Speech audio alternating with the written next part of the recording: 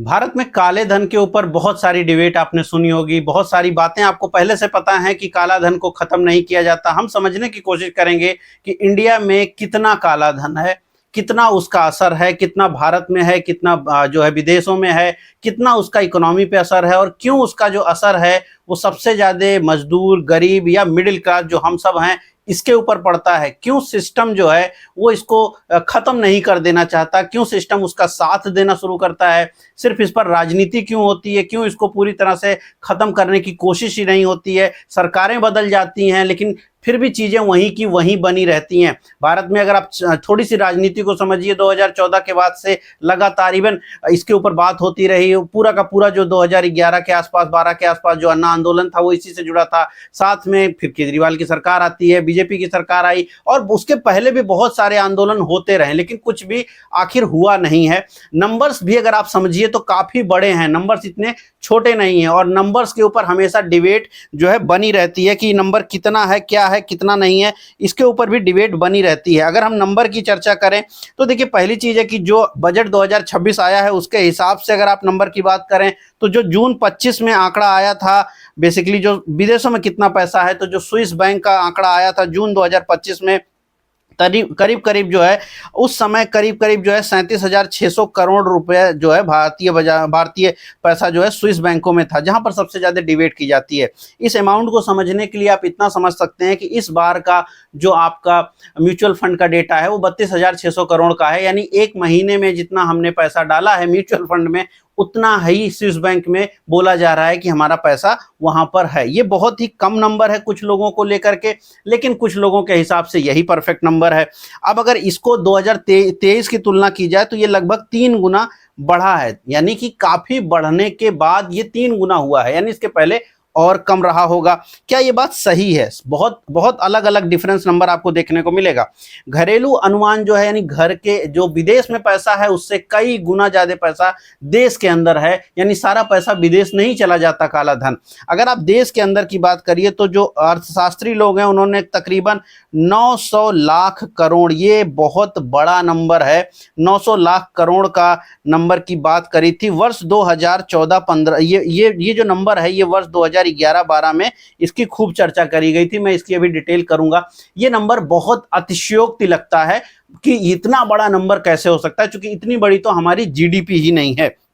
लेकिन ओवरऑल अगर आप बात करें इसको थोड़ा सा और अगर मैं दिखाऊं आपको तो अल्टीमेटली हम इसको बाइफरकेट कर सकते हैं कि स्विस बैंकों में तकरीबन 37,000 करोड़ के आसपास आप मान के चलें, जो कि स्विस रिपोर्ट 2025 के तहत आता है। ब्लैक मनी एक्ट के तहत जो जानकारी मांग करके सरकार से निकाली गई वो मार्च 2025 तक वो सरकार ने बोला कि 35,000 करोड़ के आसपास जो है ब्लैक मनी है। 35,000 करोड़ के आसपास सरकार बोली, स्विस बैंक में 37,000 करोड़ है। अब जो एचएसबीसी की सूची जो बेसिकली जो लीक हो गई थी इसकी बात कीजिए तो ये कहता है कि भारत में कुल करीब करीब जो है आप 25,420 करोड़ के आसपास जो है इन्होंने कहा, तो यानी सरकार ने कहा 35,000 करोड़ के आसपास है, स्विस बैंकों में 37,600 करोड़ के आसपास है। ये मोटा मोटी अगर आप इसको थोड़ा आगे पीछे कर लें, मान लेते हैं कि 40,000 करोड़ के आसपास जो नंबर है ये इसके इर्द गिर्द में है। अब अगर भारत के इकोनॉमी की बात की जाए तो इकोनॉमी के केस में आप यहाँ पे मान के चलिए करीब करीब 15 से 20% आपकी इकोनॉमी का तकरीबन 20% है। ये एग्जैक्ट नहीं हो सकता क्योंकि इसमें बहुत सारे अनुमान है, बहुत सारे नंबर छुपा हुआ है और इसको समझने की जरूरत है कि ये पैसा किस तरीके से पार्क रहता है। 900 करोड़ वाला मुद्दा अगर आप बात करिए तो 900 करोड़ वाला मुद्दा जो है यहाँ पे आपको साफ दिख भी रहा होगा, 2011 में जब अन्ना आंदोलन हो रहा था ये तब ये मुद्दा काफी बड़ा हुआ और तब इस नंबर को 900 करोड़ बनाया गया कि 900 करोड़ है। सुप्रीम कोर्ट में भी इसको दाखिल किया गया लेकिन कोई पुष्टि नहीं हुई इस 900 करोड़ वाले नंबर की और अल्टीमेटली ये बाहर चला गया और आज की डेट में 900 लाख करोड़ है, ये 900 लाख करोड़ जो कि भारत की ट्रिलियन से ज्यादा हो गया, मतलब 2 ट्रिलियन के आसपास का नंबर जो कि बहुत बड़ा है। 4 ट्रिलियन की टोटल इकोनॉमी है और इकोनॉमी का 50 से 60% की बात तब की गई कि जो है इतना ज़्यादा हमारे देश में ब्लैक मनी है। लेकिन आज की डेट में सरकार जो मानती है सब कुछ जोड़ जाड़ के अगर आप बारी करिए तो 15 से लेकर के 20% का अनुमान रखती है सरकार की टोटल जीडीपी का, इतना ब्लैक मनी है। मुद्दा ये है कि ब्लैक मनी तो है, अब आप इस तरह से नहीं कह सकते कि ब्लैक मनी है ही नहीं। ब्लैक मनी तो है, कहीं आप उसको मान लो कि वो कहीं आप उसको 1 ट्रिलियन मान लो, 2 ट्रिलियन मान लो, अपनी इकोनॉमी का 20% मान लो, वो नंबर तो है। अब अगर हम ये समझ रहे हैं कि ब्लैक मनी है क्या, ब्लैक मनी वो नहीं है कि जो पूरे की पूरी तरह से पैसा सिस्टम से बाहर हो जाएगा। ब्लैक मनी कोई भी क्रिएट कर सकता है। बहुत बार आप जब भ्रष्ट किसी व्यक्ति को पैसा देते हैं, अंदर द टेबल दे रहे हैं, आप जनरली हम लोग उसी को ब्लैक मनी मान रहे हैं, लेकिन ब्लैक मनी सिर्फ उसी को नहीं बोला जाता। कोई भी पैसा जो सिस्टम से बाहर हो या उसके ऊपर टैक्स पे ना किया जाए, अगर आपने उस पर टैक्स पे नहीं किया किसी भी कारण से, तो वो ब्लैक मनी की कंसिडरेशन में आएगा। कोई भी पैसा जो इकोनॉमी से बाहर किया जाए, किसी भी कारण से आप उसको इकोनॉमी से बाहर कर दीजिए, वो भी ब्लैक मनी के कंसेप्ट के तहत आएगा। तो अब ये ब्लैक मनी सिर्फ एक दूसरे के लेन देन में नहीं है। ब्लैक मनी बहुत बार खुद से भी इंसान बनाते हैं, बहुत सारे कारणों से, कि उनका टैक्स पेड पैसा है, बट उसको उन्होंने कैश के रूप में निकाला और उसके बाद उसको छुपाया या इकोनॉमी से बाहर किया या उसको छुपाया, और वो अल्टीमेटली पैसा फिर ब्लैक मनी के रूप में बदलेगा। ज्यादा पैसा ऐसा होगा जो टैक्स के रूप में नहीं हो, इकोनॉमी के रूप से बाहर जाने वाला पैसा कम होता है, लेकिन काफी पैसा ऐसा होता है। और इसका फायदा जो जिसने भ्रष्टाचार करा है किसी भी कारण से, चाहे वो व्यापारी हो, चाहे वो अधिकारी हो या कोई पॉलिटिशियन, वो उसका बेनिफिट भी नहीं उठा पा रहा है क्योंकि वो सिस्टम से बाहर चला गया। काले धन का सही से लाभ उठाना, क्योंकि कमाया है तो लाभ उठाने की कोशिश होगी, तो वो किसी एक इकोनॉमी में जाएगा, आइदर वो इंडिया की इकोनॉमी में जाए या वर्ल्ड की इकोनॉमी में जाए, लेकिन कहीं पर वो जाएगा, तभी वो उस ब्लैक मनी का फायदा वो व्यक्ति पर्टिकुलर उठा पाएगा। लेकिन काफी पैसा ऐसा होता है जो बोरे में बंद कर दिया जाता है, यानी उस पैसे पर वो सिस्टम से बाहर कर दिया जाता है, डर के नाते हो सकता है।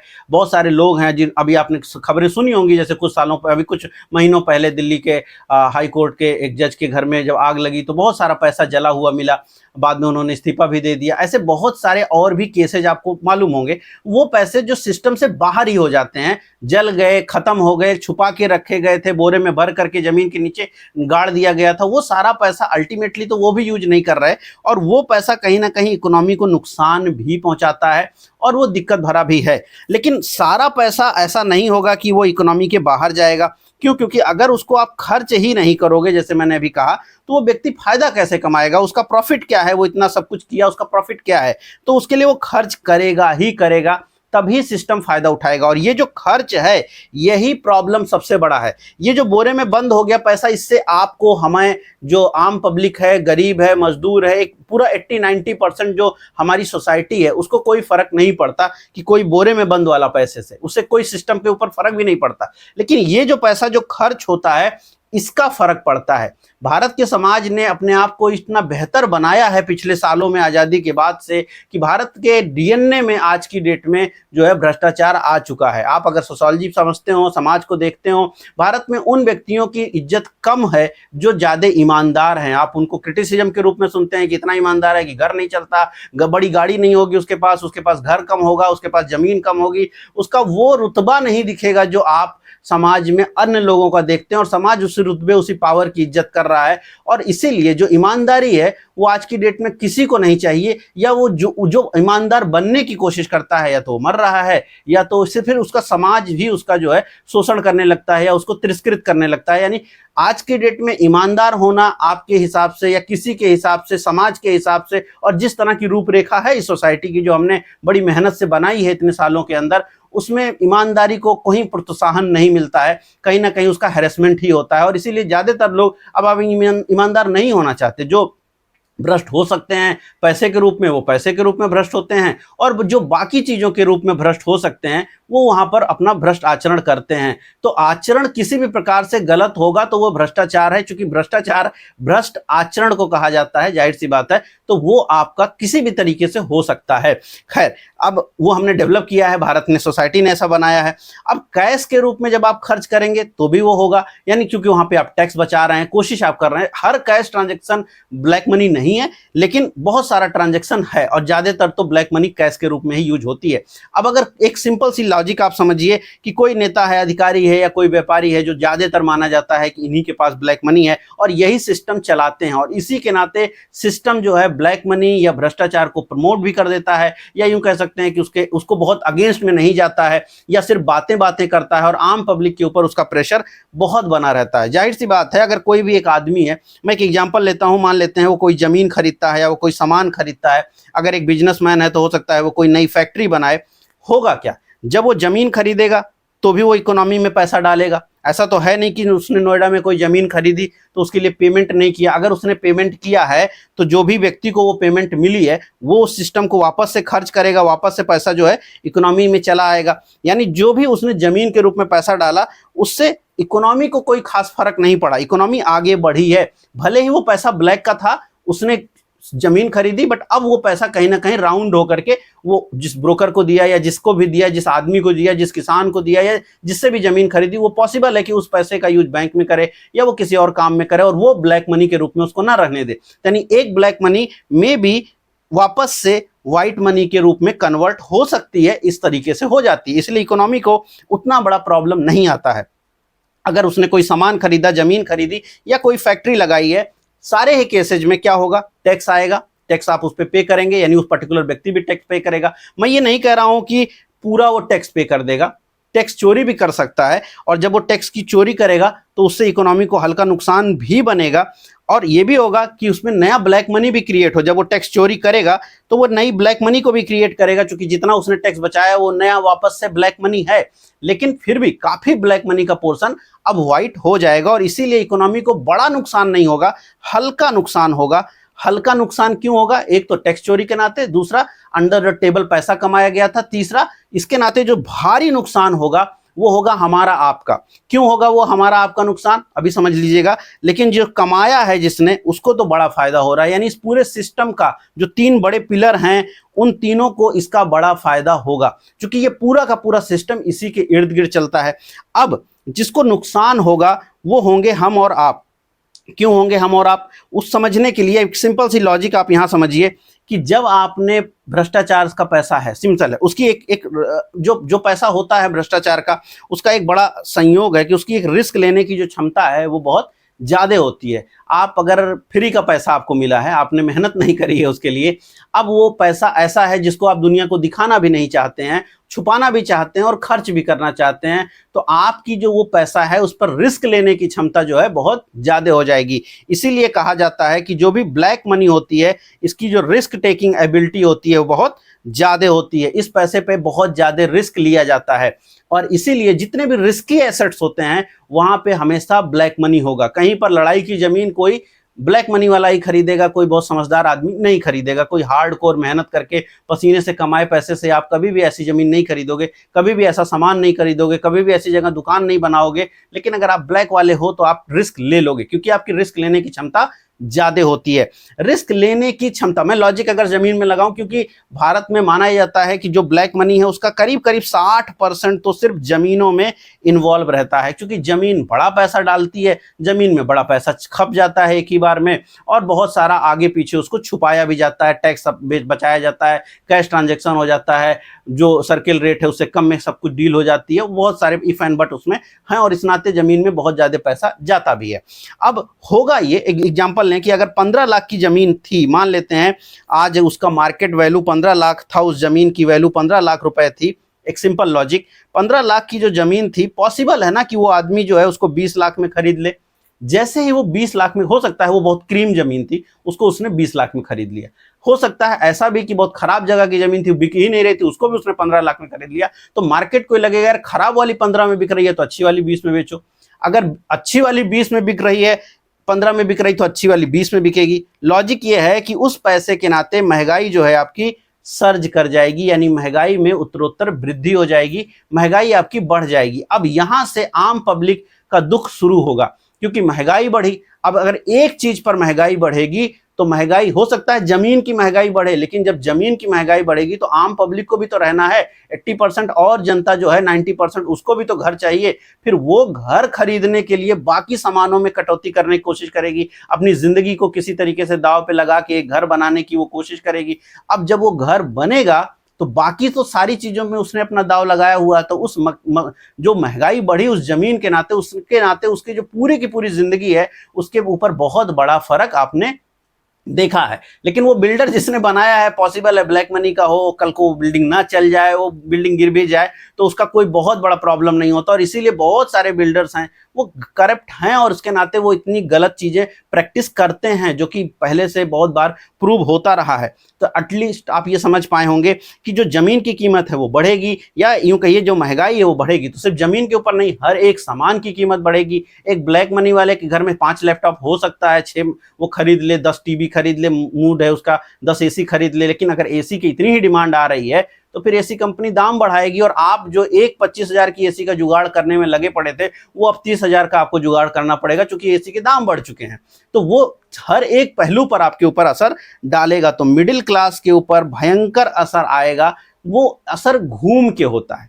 जब ये असर घूम के मिडिल क्लास के खर्च के ऊपर आता है तो उसकी जिंदगी जो होती है वो डाउनग्रेड होती है। यानी ये जो है मिडिल क्लास की जिंदगी को डाउनग्रेड करेगा, आपके ऊपर से टैक्स का बोझ नहीं कम होगा। फिर इकोनॉमी बढ़ती दिखेगी। इकोनॉमी कैसी दिखेगी? क्योंकि इकोनॉमी में खर्च हो रहा है, जीएसटी बढ़ रहा है, दुनिया भर की सारी चीजें हो रही हैं, क्योंकि इकोनॉमी का कॉन्सेप्ट है कि पैसा आना चाहिए। पैसा तो आया, मैंने आपको समझाया कि ब्लैक मनी जो है वो इकोनॉमी में आया। इकोनॉमी में जब पैसा आया तो उस पर टैक्स भी आया होगा, जीएसटी के दरें भी बढ़ी होंगी, जीएसटी भी आपका बढ़ के आएगा, जो भी बाकी जो टैक्स हैं वो भी बढ़ के आएंगे।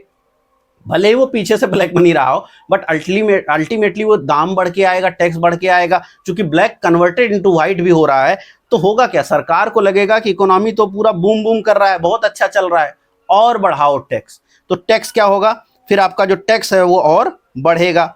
आप कहोगे यार मैं तो गरीब होता जा रहा हूं, मैं तो मिडिल क्लास हूं, मेरा तो प्रॉब्लम चल रहा है, लेकिन टैक्स और बढ़ क्यों रहा है? क्योंकि सरकार बोलेगी यार इकोनॉमी तो बड़ी अच्छी चल रही है, इकोनॉमी तो बूम कर रही है, तुम गलत बात बोल रहे हो कि जो है तुम्हें प्रॉब्लम हो रही है। तो ब्लैक मनी का एक कॉन्सेप्ट ये भी है कि वो इकोनॉमी को गलत तरीके से प्रोजेक्ट करता है, या गलत लोगों को ज्यादा अमीर और बहुत सारे लोगों को बेवजह का अमीर बना के दिखाता है, जो अमीर थे ही नहीं, जो है ही नहीं। मिडिल क्लास का लोग या यूं कहिए जो गरीब है वो नहीं पैसा है उसके पास, लेकिन इकोनॉमी में जब आप जो देख रहे हो तो वो लग रहा है सब कुछ बेहतर चल रहा है, तो फिर सरकारें जो हैं उस तरफ ध्यान ही नहीं देती हैं। अब एक तो ये बहुत बड़ी चीज है जिसका असर आपकी जिंदगी के ऊपर पड़ेगा।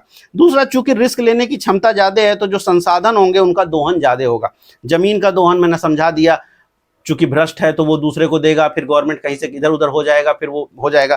खैर, पानी बहुत सारी जगहों पर उसका उपयोग है, चूंकि बिजनेस में है। सबसे ज्यादा आप इसमें ह्यूमन राइट्स का वायलेशन पाएंगे, चूंकि संसाधन के रूप में अगर आप ह्यूमन राइट्स को देखेंगे तो 12,000 पे नौकरी करने के लिए कोई व्यक्ति नोएडा में मजबूर क्यों है, जबकि कंपनी लिस्टेड होती हैं वो आप समझ सकते हैं क्यों। क्योंकि इतना लेबर श्रम सस्ता मिल रहा है। 4 ट्रिलियन की इकोनॉमी कहने के लिए सही, ठीक है, वर्ल्ड की चौथी सबसे बड़ी इकोनॉमी होने के बावजूद भी इस देश में अगर 12,000 की सैलरी पर काम कर रहे हैं लोग, तो वो और एक छोटा तबका नहीं, बहुत बड़ा तबका काम कर रहा है। गिग वर्क इस देश में बहुत बड़ा नंबर अब लेके आता है और बहुत ज्यादा लोग उसमें लगे पड़े हैं।